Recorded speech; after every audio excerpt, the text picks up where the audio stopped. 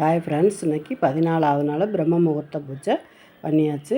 இத்தனை வட்டம் பிரம்ம முகூர்த்த பூஜை பண்ணுவோன்னு தொடர்ந்து பண்ணணுங்கிற 10 நாளைக்கு ஒருக்கா 5 நாளைக்கு வரைக்கும் எப்படியாவது தடுதல் வந்துடும். இந்த வட்டம் 14வது நாள் பிரம்ம முகூர்த்த பூஜை முடிச்சுட்டு காலை சாப்பாடெல்லாம் முடித்தாச்சு. மதியத்துக்கும் சாதம் படித்து கருப்பு மொச்சப்பயிர் போட்டு குழம்பு வச்சு ஆம்லேட் வச்சாச்சு. ஆம்லேட் நான் சாப்பிடலை, அவங்களுக்கு மட்டும் வீட்டில் பூஜை பண்ணி நடந்துகிட்ருக்கிறப்ப எதுக்கு சாப்பிட்லான்ட்டு சாப்பிடலை, விட்டாச்சு.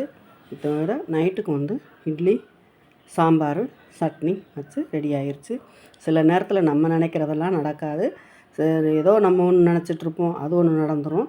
இந்த வட்டத்தில் பூஜைக்கு ஏதோ தடுதல் இல்லாமல் நடந்துட்டு வருது. 14வது நாள் நடந்து முடிஞ்சிருச்சு. பூஜையெல்லாம் முடிச்சுட்டு தான் இந்த வேலையெல்லாம் பார்த்தாச்சு. டெய்லி இப்போ கோயில்களுக்கும் போயிடுறது, கொஞ்சம் நேரம் வாக்கிங்கும் போயிடுறது.